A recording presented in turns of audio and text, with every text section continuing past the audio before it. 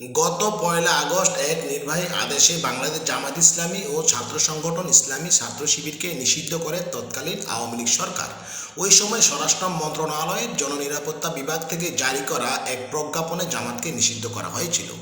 এর ঠিক ২৭ দিন পর ২৭শে আগস্ট মঙ্গলবার জামাত ইসলামী ও তাদের ছাত্র সংগঠন ইসলামী ছাত্র শিবিরকে এক নির্বাহী আদেশে ওই নিষিদ্ধ প্রজ্ঞাপনটি প্রত্যাহার করা হয়েছে। পরদিন বুধবার ২৮শে আগস্ট এ বিষয়ে গেজেট প্রকাশ করা হয়েছে।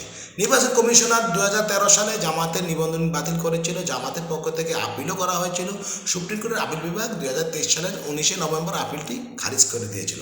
এর ফলে দলটির নিবন্ধন বাতিলের সিদ্ধান্ত এখনও বহাল রয়েছে। তবে জামাত ইসলামের আইনজীবী শিশির মনির বলেছেন, নিবন্ধনের বাতিলের রায়টিও পুনর্বিবেচনার জন্য আগামী সপ্তাহে তারা আপিল বিভাগে যাবেন।